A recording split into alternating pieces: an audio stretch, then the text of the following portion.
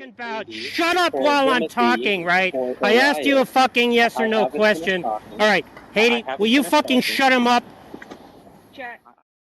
Anybody else interested in talking about the argument? Guess I don't really understand what the Bayesian apparatus is adding to the basic idea behind a fine-tuning argument. So it seems like you're saying something like there are a lot of ways you could imagine the world to be, and there's only a small number of ways in which you could imagine that the world is one that permits life. Is that sort of like the basic idea? Yeah, the basic idea.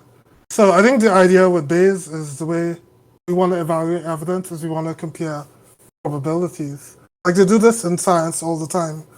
Like if you want to compare Newtonian mechanics and general relativity, they're going to look at evidence like the orbit of Mercury. And you find that relativity, the predictions, they're much more accurate. Now, Newtonian mechanics, technically, they're compatible with the orbit of Mercury. It's improbable that it would be so under Newtonian mechanics. So what you want to do is kind of compare the probabilities, and that's how you weigh the evidence. So, and in the fine-tuning argument, you're kind of weighing the evidence for theism and for naturalism using the statistical method. Okay, so basically you're saying there's a lot of ways I can imagine the world to be, and there's a small subset out of that number of, let's say, possible worlds or whatever, that include conditions that would permit life, right? And so then I take it then the next step is just to say, well, what could explain this, right? Yeah. But it just sounds like you're saying something that's basically empty when you say a being that has the desire to produce a universe with physical constants tuned within those narrow ranges or something like that, has the desire to produce that and has the ability to do so and doesn't have countervailing reasons not to do so and is like mostly rational or something like that. And if you build that into your hypothesis, you get the prediction of that outcome, right? But that just seems like empty, right? Like it just seems like the construction of a just so story. I don't see why that would be an interesting hypothesis. So so an analogy I presented was say that scientists found that the Gospel of John was written on every atom. Everybody would concede that's evidence for God. You could go and say, oh, that's an empty hypothesis. Or a being with a desire to communicate the Gospel of John just decided to write that. But of course, it's evidence. The evidence doesn't always point to conclusions that you or I might like. So, yeah. I know, but I wasn't denying that it's evidence. It just doesn't seem to me to be an interesting hypothesis, right? I think it's very easy to get evidence for a hypothesis, right? So, like, if I found that my shoes weren't, if I left my shoes outside my bedroom, when I went to bed, I woke up in the morning, they were gone. That's evidence for shoe stealing theories, right? Yeah, I definitely agree. I think you can kind of get tripped up in Bayes if you formulate hypotheses in ad hoc ways without independent motivations. Okay, what's the independent motivation supposed to be? Because obviously, if there's independent motivation, it wouldn't be a just so story, right? Yeah. What I'm understanding a just so story to be is something that's constructed without independent motivation. So when I said this just seems to be a just so story, all you needed to say was, no, it's not, because there's independent motivation. So what is that? So yeah, of course. Like the question is, you're gonna compare like say like the shoe stealing fairy. You can compare the shoe stealing No, fairy. but what's the independent motivation in this case? Like an independent motivation would be like someone like Robin Collins. He points out that the kind of mathematical beauty that you find in the fundamental laws of nature, that the intelligibility of the laws of nature, the discoverability of the universe, That just and sounds stuff. like you're building more stuff into your Well, hypothesis. no, it's not built That in. It's part of a cumulative case. no, no, Like no, that's the no, stuff. no. You're just saying, here's another fact that we can't explain, right? Let's imagine an agent who desires that fact, has the ability to do so, doesn't have strong countervailing reasons not to do so, and then um, is mostly rational, and that predicts that fact, right? So that just seems like what's called spurious unification to me. No, that's definitely not clear to me. And But do you understand what I mean by that?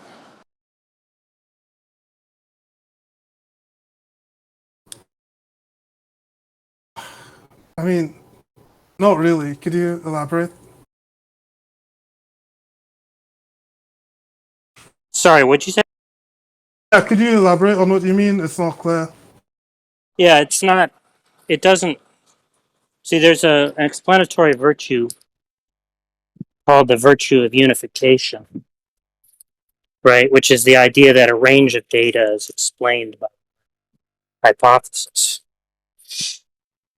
But there's something called spurious unification, right? There's something called spurious unification, which is just the idea that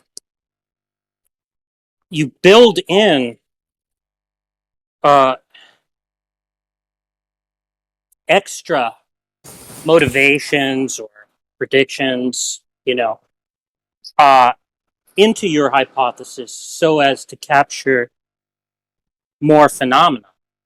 But in fact, it's not some simple hypothesis that predicts that range of hypotheses.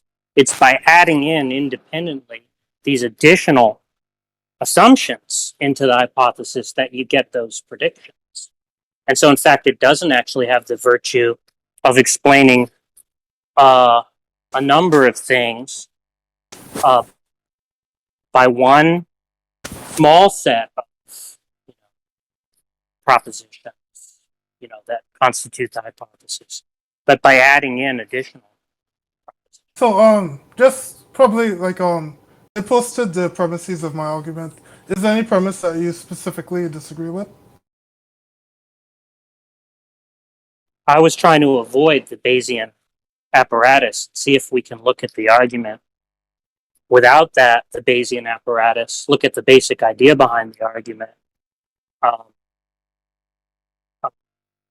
Because I don't see how the Bayesian stuff, right, isn't going to be addressed by the kind of response that Troyer gave, right? But it seems to me we don't really need any of that to figure out what the hypothesis is really saying, right? What the idea behind it really is. It seems like it just conforms to the idea that I gave, which is we have something unexplained. In order to explain it, we posit an intelligent being who has the desire for that thing, has the ability to bring about that thing, doesn't have strong countervailing reasons not to do so, and is mostly rational.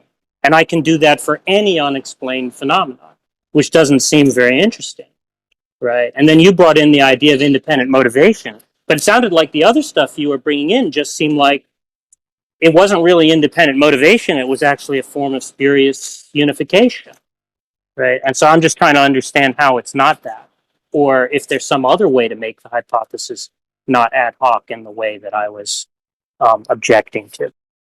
Okay, I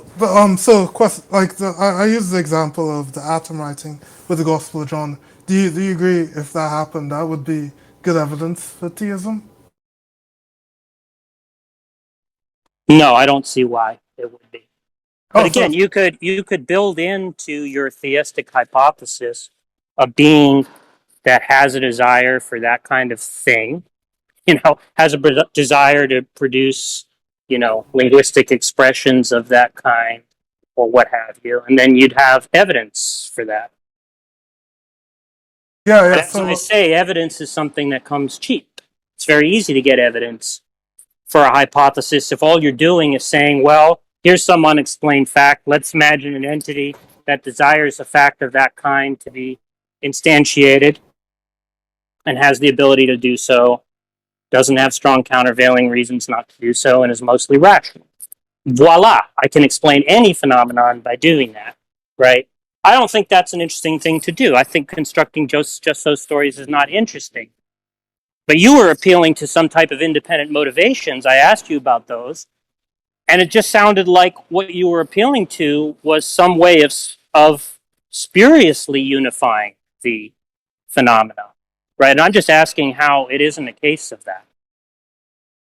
Yeah, so I definitely feel that if you think God writing the Gospel of John on every atom wouldn't be evidence to theism, you're saying you're above evidence. So the way you say it's a bit amiss.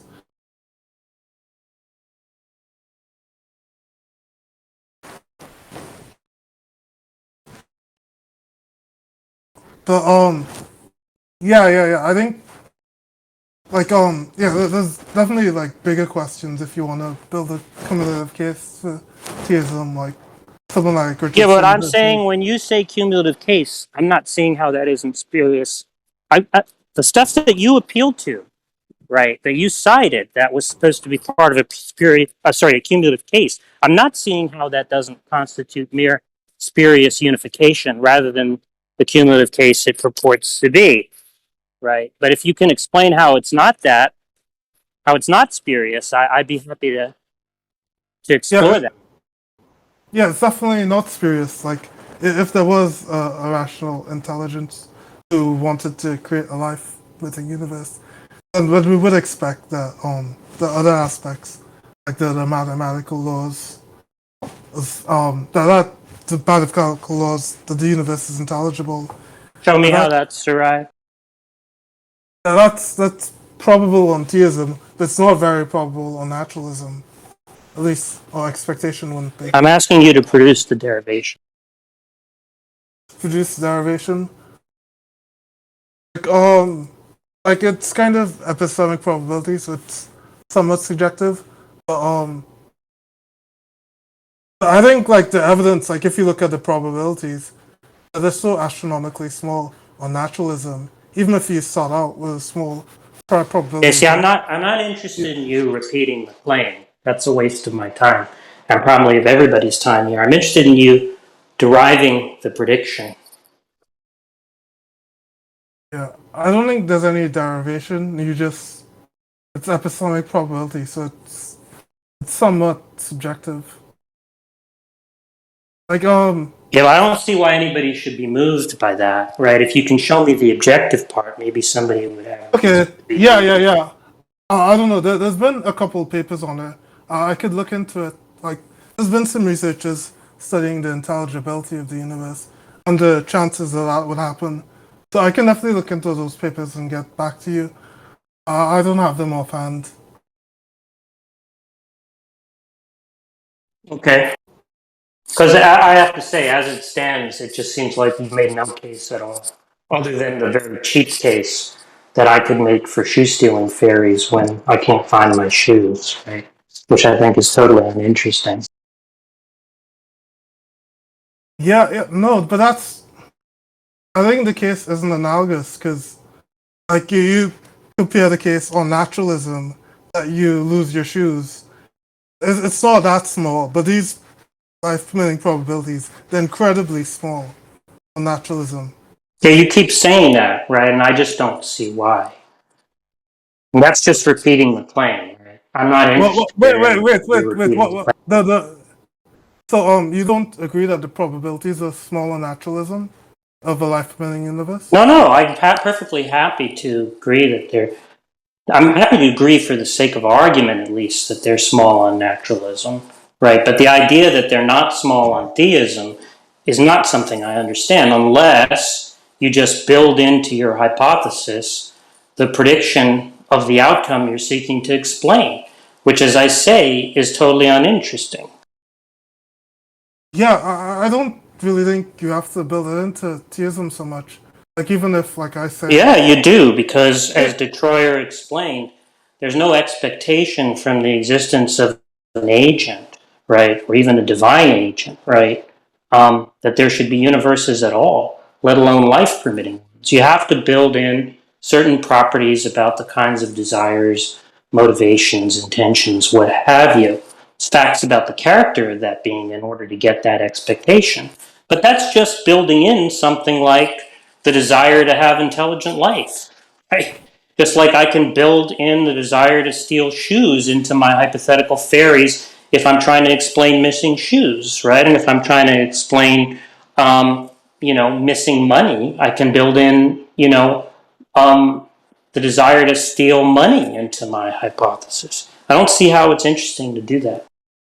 But see, the thing is, like, even say, like, on the traditional definition of God, he exists and he is morally good. Even if you think... Well, Even if you think... that will just defeat your hypothesis right at the outset because Even of if the you think... existence of gratuitous evils, right? So I don't see how that's going to help. No, well, that's other evidence to bring to bear. Even if you think there's like a 1 in 100 chance that this God would create a universe with conscious life, yeah, that's still that might be small, but it's astronomically small on naturalism. So similarly, like I don't know that. That seems like constructing a just so story, right? I grant you can construct just so stories. Yeah, man, but like even if you think that God writing the Gospel of John on atoms wouldn't be evidence for God, I have a feeling that you're setting the bar somewhere where it's impossible to reach, you know? I don't see what difference it makes what your feeling is, right? I'm just asking you to give me an Okay, argument well, that's more than a just so story. yeah, I think you're setting the bar a place where it's Yeah, impossible you to keep reach. saying that. You said that now a second time, right? I'm not interested in you telling me about your feelings, right? I'm interested in hearing an argument, right? I'm interested in you giving me something more than just the equivalent of a shoe stealing fairy.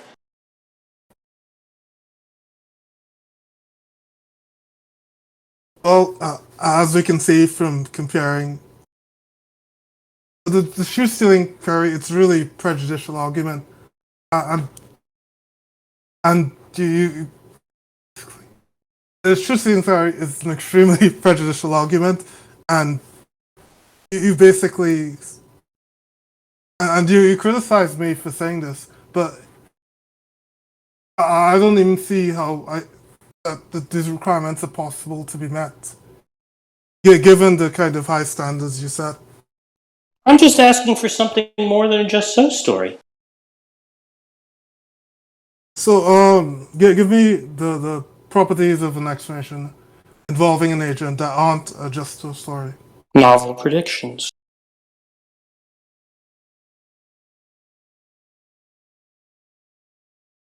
Oh, okay, I think we might just have a difference of opinion. Definitely, I think like most people I talk to, they would consider it strong evidence if God Yeah, I don't wrote the care Gospel about. of I John don't on care about. I don't care about what So I other think we have a people think. fundamental disagreement that we won't be able to get past. No, all you have to do is tell me what the novel predictions are.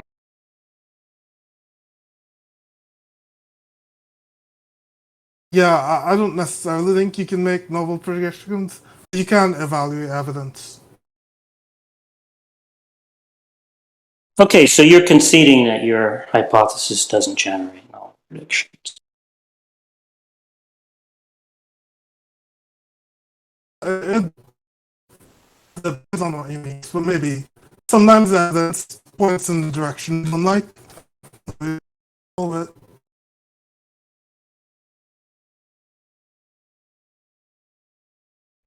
So yeah, so now tell me tell me, like, so, I mean, let's say I grant for the sake of argument that a good being would have the propensity to create life rather than not do so, right? I assume are we talking about an all-powerful, all-good being? Or are you selecting something more modest than that? I think I can work with the all-powerful, all-good being. Yeah, so I mean, I just think, look, I mean, I think the logical problem of evil is sound, but like, even if I didn't confine myself to an argument that's strong, I would just say, evidentially, it's overwhelmingly unlikely that a being of that kind exists given apparent gratuitous evils, right? Yeah, I mean, yeah. it just So you wouldn't be definitely an gotta. interesting hypothesis if that's all that you had. Yeah, well, yeah. Interesting is subjective. I just want to follow the evidence where it leads, man. And you weigh the probability. What's the probability that God would be evil? What's the probability that we'd live in a life-supporting universe or naturalism? And do you see these astronomical improbabilities? I think I'm coming down on the side of the fine-tuning evidence being more convincing.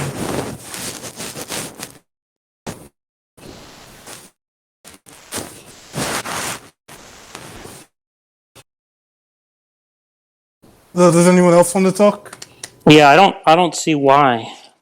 I don't see why it's more convincing.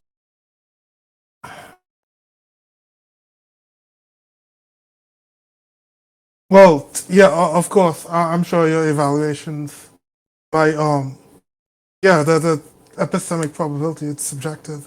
So you might say, oh man, there's so much evil in the world. What's the probability that God would create a world with so much evil? Is it 1 by 10 to the 4, 1 by 10 to the 5? Even Well, if I mean, you, I think it's a probability of one that an all-powerful, all-good God doesn't exist because of the logical problem.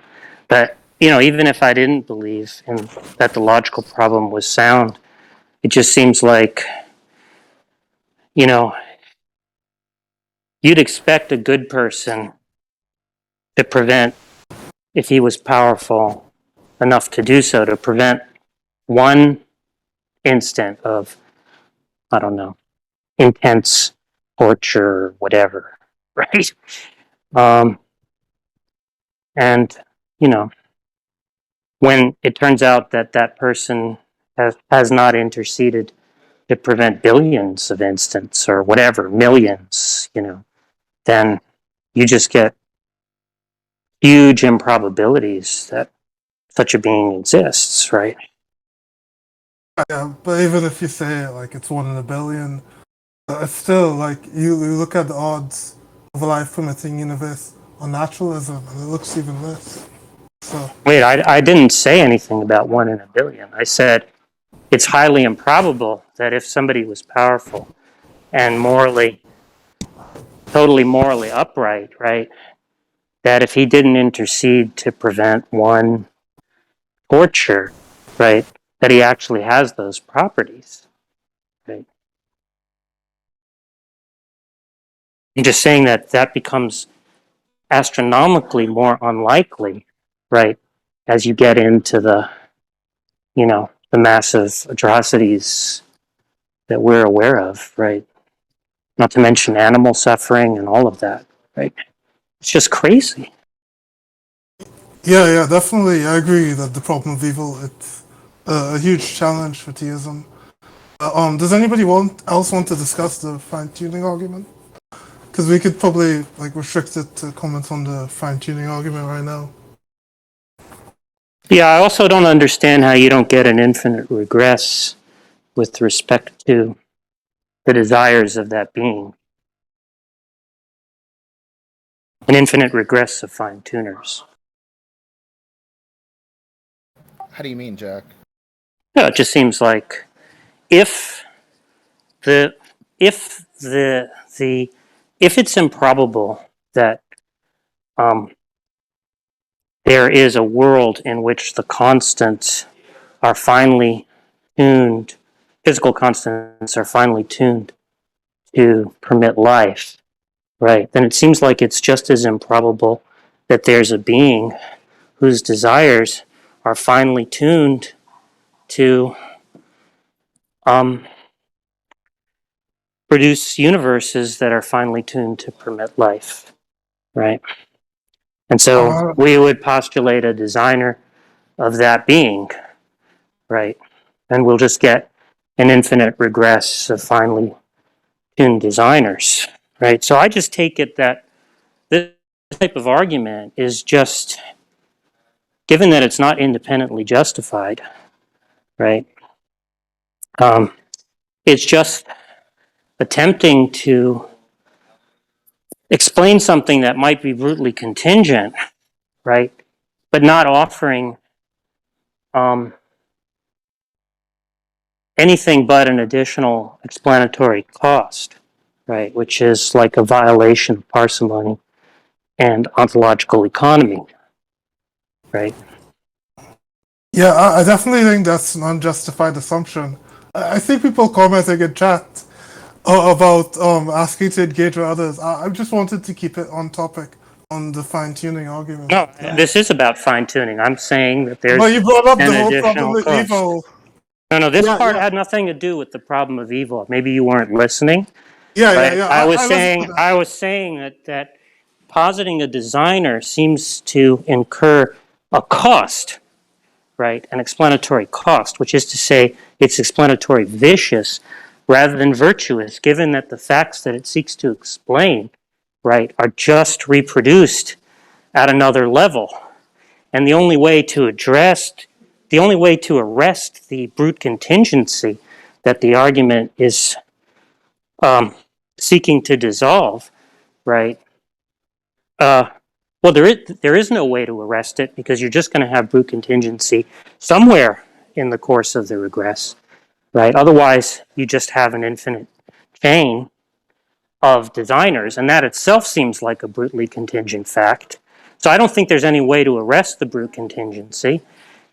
And so given that you're not in any way dissolving brute contingencies, you're just postulating an additional entity, right? You're violating the virtues of parsimony and ontological economy. And that just seems to me to be explanatorily vicious. Yeah, you seem to be making a number of assumptions I don't expect. Like, it doesn't follow at all that God would require a designer. So, yeah, I don't accept I didn't that. say anything about require. I just don't see what the asymmetry is there. But your whole argument was that I need to have another designer to explain God. I don't accept that assumption. What's the problem with, what's the asymmetry in the two cases?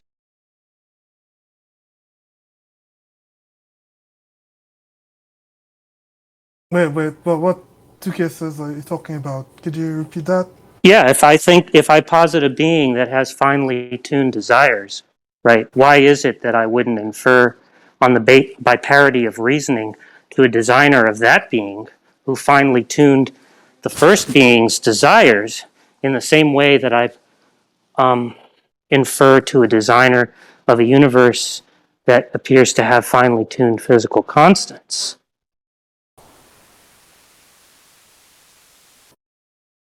Yeah, so the way I spelled out my argument, the premises, it's compatible with another inference. It's just weighing the state of the evidence, virtuism over naturalism. What's the disanalogy in the two cases? The disanalogy in the two cases was that aren't there many ways that a being that has the power to produce universes, right? Aren't there an astronomical number of different ways his desires could be? Yeah, that's true. Yes, I'm not seeing the asymmetry. You just seem to be engaging in some kind of special pleading, and I don't think that's an interesting way to dodge the objection.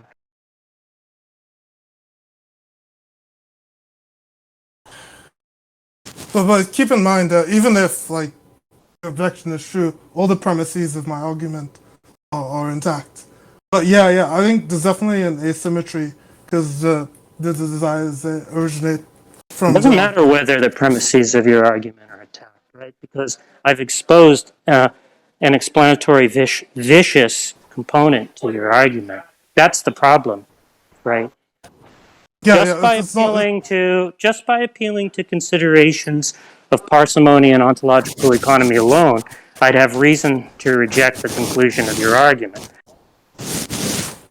But I think but even like if you look at the structure of my argument, it's not the fact by itself these constants have this particular value that needs to be explained. Improbable stuff happens all the time. We just need to compare different worldviews and see how they measure up. Yeah, well, I don't see how you've shown that those are not explanatory vices,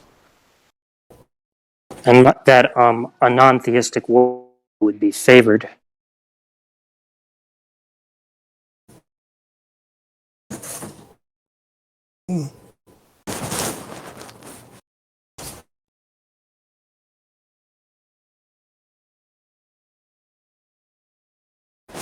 I know. Yeah, it's really not clear that the explanatory vices, and like I said, it doesn't really have much to do with the structure of my argument.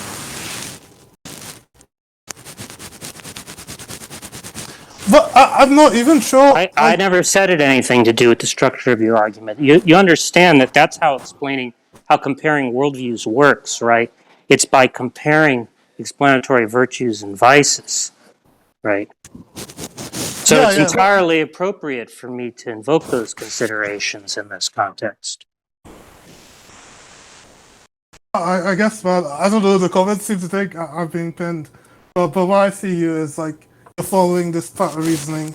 It's not quite related to my argument, but it's like in general related. You're just not understanding the objection. You just said, right, that the argument turns on comparing worldviews, right?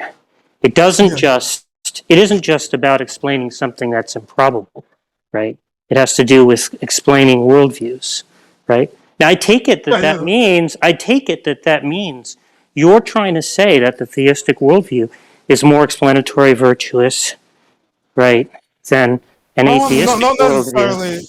That's a bigger claim that I'm meaning. Like, so at the start, you said evidence is cheap. Evidence can still be very powerful. So I think that's.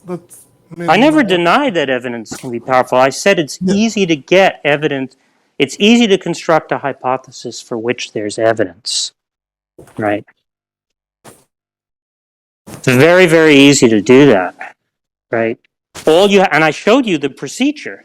Procedure is just take any unexplained fact and say there's an intelligent being that has the power to bring about that fact, has the desire to do so, doesn't have stronger countervailing reasons not to do so, and is irrational, is not a massively irrational being, right? And that will weakly predict, at the very least, that phenomenon, right? And I can do that for any unexplained phenomenon, right? And so given that evidence is cheap in that sense, right, what we're interested in is in hypotheses that do more than just function as just so stories, right? We're interested in hypotheses that are highly explanatory virtuous, often in virtue of things like novel predictions, right?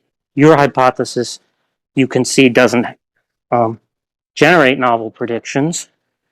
So, but naturalism doesn't generate novel predictions in the same. Yeah, well, I'm not a naturalist, but it doesn't matter. The point is that an atheistic hypothesis, right, doesn't have to deal with if they say, well, this is a brutally contingent fact, right, then it acknowledges a brute contingency, right, that exists in your hypothesis that's unexplained, right? Because you're presumably, your hypothesis is not that there's an infinite regress of designers, right? You're just imagining there's one designer and that it's a brutally contingent fact that he has a desire for this kind of universe. So you have the same amount of improbability in your hypothesis because your hypothesis has no explanation for why he has those desires, right? Just like if I say how the physical constants are finely tuned, how they're tuned is a brute contingent fact. I'm not offering an explanation, right? So we both got same amounts of brute contingency, but you're adding in this additional entity, right, that doesn't dissolve the brute contingency in general, right? It just dissolves it at the first order level and reproduces it at the second order level, right? But it's not parsimonious and it's not ontologically economical, right? And I'm just saying on that basis alone, I'd have strong reason to reject your hypothesis as explanatorily vicious.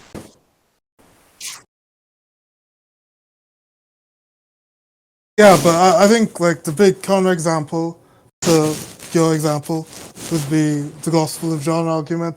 And you say, "Oh, Gospel of John, this is written on these apples." I don't know why you keep bringing that up, right? Because it's a really good argument. It's not. Yeah, It's you not can say showing. just It's a not brute showing. contingency, but Is it it's showing fine that wrong. there's? Is it showing there's something wrong with my reasoning? Because I'm not seeing it. Yeah, because you could say. So what's the error in my reasoning? Yeah, of course. Am I mistaken about the fact that the brute contingency is the same in both hypotheses? Am I mistaken about that? Like you could say, "Oh, it's the Gospel of John is written on every." It's a yes or atom." no question. That's a brute contingency. It's a yes or no question. I'm using a reductio on your. I'm asking you, is the brute contingency the same, yes or no?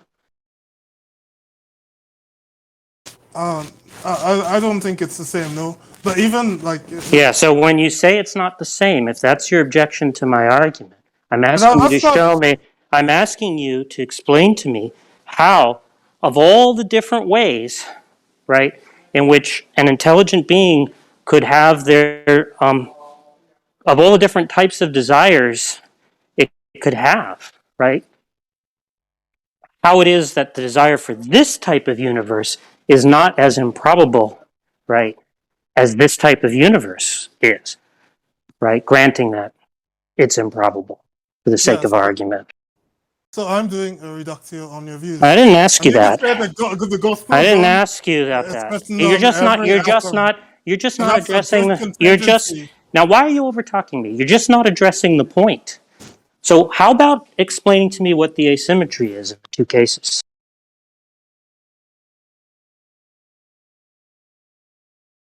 I don't have to get into the asymmetry now. I can do. Okay, so then you're going to drop that objection, right? I'm going to do the reductio on your views. So you aren't offering a criticism that in fact the level of brute contingency is the same in both hypotheses, right? I think the more powerful objection. That's a yes or no question.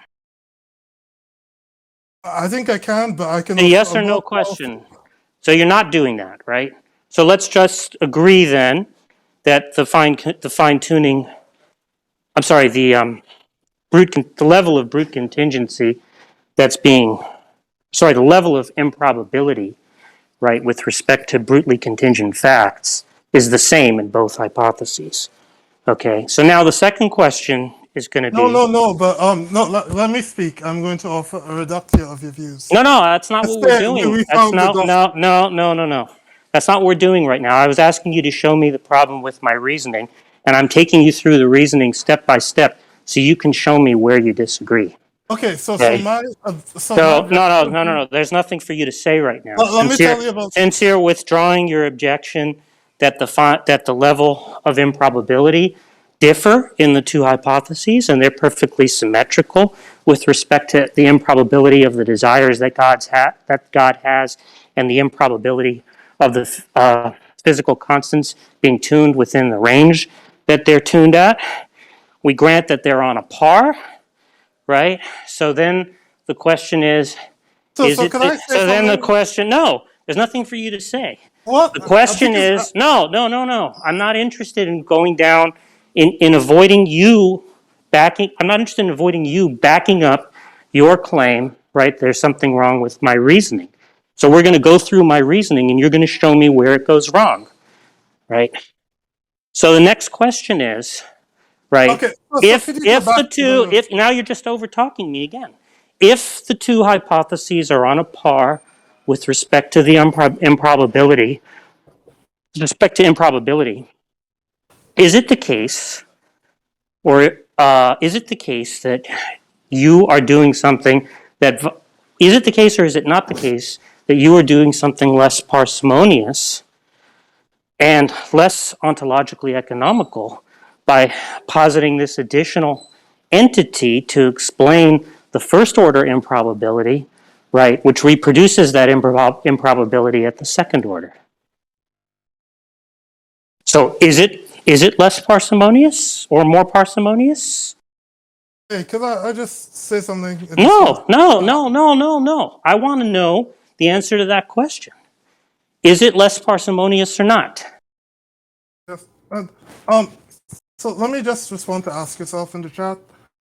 So like personally, I'm not stuck with anything. Personally, I feel like Dude, you're having a conversation with Jack right now. You're not having a conversation with the text chat. Just talk to the person who's, you know how rude it is when he's sitting here giving you his time, politely doing his best not to get angry with you, walking you through a topic, and you're not listening and reading chat? Like, listen to the dude who's giving you his time. Don't just listen to him. Sorry, Jack, what did you ask him? I asked him whether or not it's less parsimonious to posit a being that in which it's a brutally contingent, highly improbable fact that it has a desire to produce universes of this kind rather than all the other kinds of desires it could have, right? Rather than to just posit that the fine-tuning of the the physical constants is a brute contingent fact. I'm asking whether his hypothesis is less parsimonious or not. So I would say I disagree that God's desires, the brute contingent fact explained by God, is a necessary being. It's a contingent fact, but not a brute one. And when you say that his desires are necessary, what does that mean? I'm not saying his desires are necessary. I'm saying he is necessary, and the desires are a contingent. Wait a minute, fact. but if he's necessary, is that compatible with his desires being all kinds of different ways or not? Yeah, I think that's compatible. Great. So then the necessity is completely odious with respect to the question of the probability or improbability of the desires that he has. So what desires he has are going to be brutally contingent, I take it, right? Not brutally so, because what I understand by brute is you mean not having an explanation. And the explanation would ultimately... What's the explanation for the fact that the desires he has are one way rather than another? It's ultimately going to come back to God and his free choice. I don't see how that's just not saying it's brutally contingent. Well, but what I took you to mean by brute is having no explanation, but it does have an explanation. What explains why God chooses A over B? That's ultimately God's free choice. Yeah, that just sounds like brute contingency to me, right? Oh, well, by brute, do you mean something without an explanation? Yeah, you're saying... Yeah, but the explanation is God. That's just repeating the claim, right? The claim in question is God has reasons to do A, he has reasons to do B, right? Therefore, he has a choice between the two, right? And if I ask you what explains why he does A rather than B, you just say God, right? But that's already built into the question. I'm asking why God chooses A rather than B. And you saying because he's God doesn't answer the question, because It's God's him being free God, choice. him being God is compatible with him freely choosing B. No, it's God's free choice, and it's not determined. You're just not understanding the objection. I understand the objection, and I'm saying it's God's free choice, so it's not determined. I didn't But say anything about determinism. Okay, yeah. Well, yeah. Then I misunderstood your objection about why you choose A rather than B.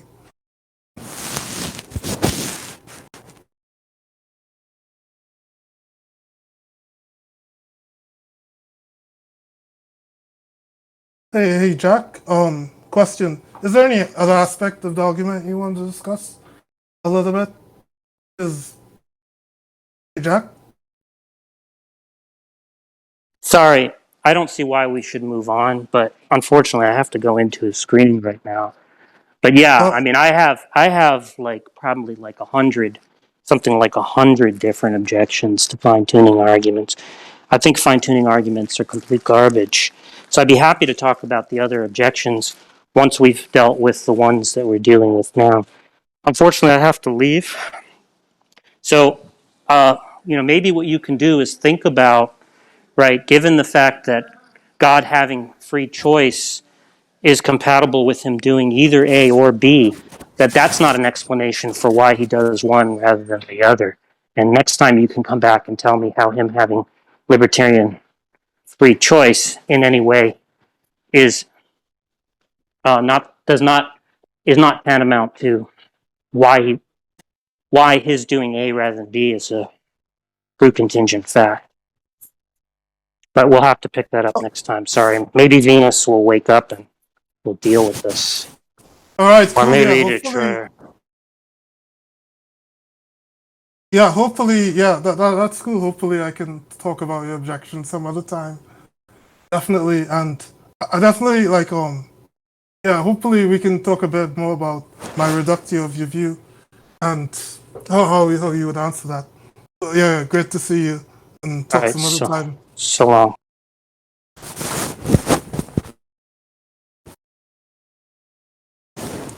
Game over. Game over. Lights out. Yeah, that's fine. You've just been completely obliterated publicly. Shut up while I'm talking, right? You've been folded like a chair caught with your pants down. Will you fucking shut him up? I want to respond.